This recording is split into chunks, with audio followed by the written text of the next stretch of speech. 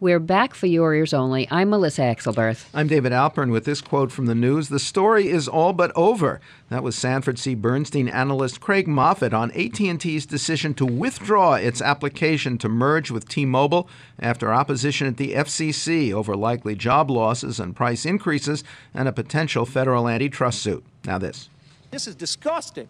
I hope you'll go back in your agency and have some heads roll. In the coming decades, the clean energy sector is expected to grow by hundreds of billions of dollars. We're in a fierce global race to capture this market. Louisiana Congressman Steve Scalise was one of the House Energy Committee Republicans flaying Energy Secretary Stephen Chu, the Nobel-winning physicist, a fortnight ago over the Solyndra scandal. Chu denied any personal knowledge of politics in granting $500,000 in loan guarantees to the now defunct solar panel manufacturing firm, or in the decision that put private investors ahead of taxpayers in collecting any funds recovered.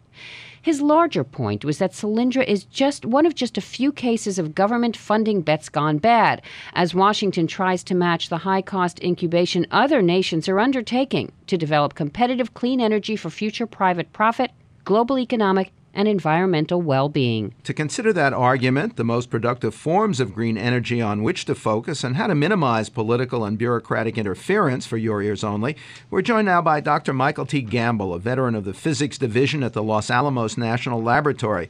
He's also drawn on his insider's knowledge of that operation for a new novel with nuclear dimensions, Zerosdcape, from MTG Publishing. Welcome to our program. I'm delighted to be here, David. Thank you very much for hosting me today. Our pleasure. Dr. Chu cited some glowing private sector praise for Solyndra, making it seem a good bet, but you note that its costs were higher than some other domestic solar pioneers even before it was crushed by Chinese competition. In my estimation, Solyndra could have succeeded with their thin film technology, and that thin film technology was enabling them to have a projected cost per watt of installation of about $3 to $5.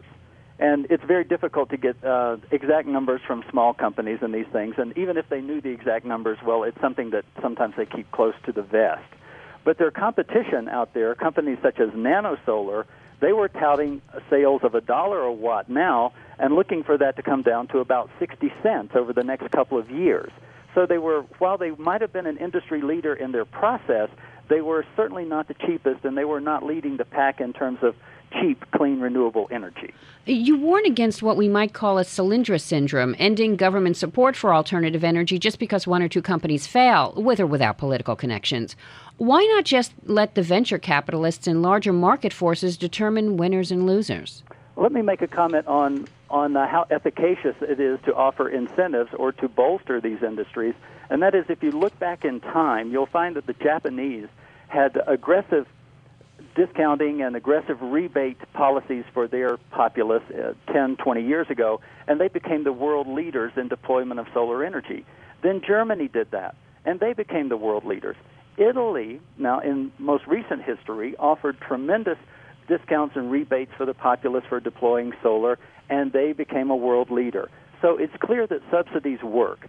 But what we find is that when the subsidies are withdrawn in Japan, Germany, and Italy, all in turn subsided from their leadership position. So the subsidy is something that will work. It's not a guarantee, and it's not clear that the government should be in picking winners in a market-based economy like we have.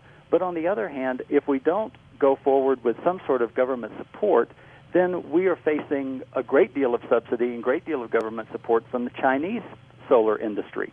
And it'd be a shame to have them eclipse us just because we were sticking to our guns in the free market scenario. As private and government funders consider the alternative energy arena, which technologies do you think should be getting high priority? Solar, wind, geothermal, biofuels, or even just better batteries to store alternative energy from whatever source?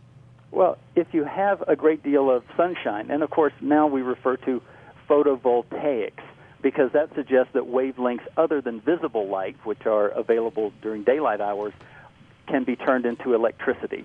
But still, even if you have photovoltaics employed as opposed to just solar panels, well, the regional influence has something to do with how efficacious that is.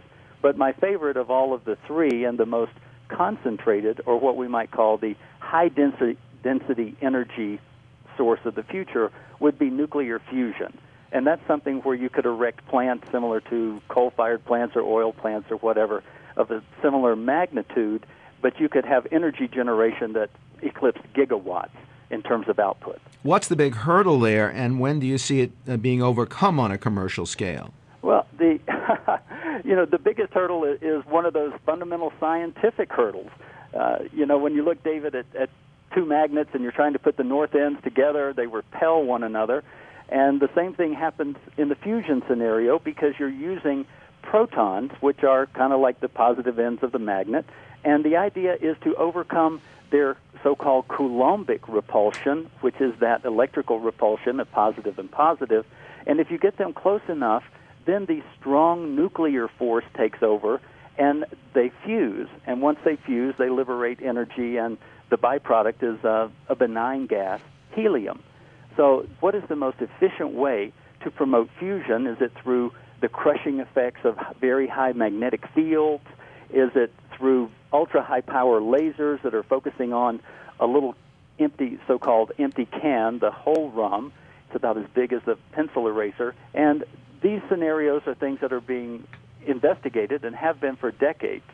So I prefer the laser fusion concept, and we have a $4 billion facility at the Lawrence Livermore National Laboratory called the NIF, the National Ignition Facility, that would be the first time that we actually ignited fusion fuel and got more energy out of the ignition of the fuel and out of the burn of the fuel than was required to put into it to establish fusion initially. As an advisor now to banks and corporations, how big a factor do you see politics in the field of energy development generally, and what steps would best control it? Once you get past the fact that Goldman Sachs was very much intimate in the Solyndra proceedings, I despair to see that kind of cronyism being visited on government intervention in the financial markets.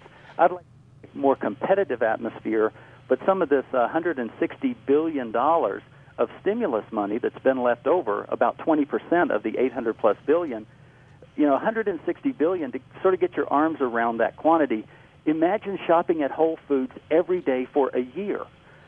This is a lot of money, some of which could be applied to the renewable resources industries in the United States in a competitive, efficient way. Dr. Michael T. Gamble is a veteran of the physics division at the Los Alamos National Laboratory. His new novel with nuclear dimensions is Zerosdcape from MTG Publishing. Next, The Little Sparrow Sings Again, Piaf in New York, for your ears only.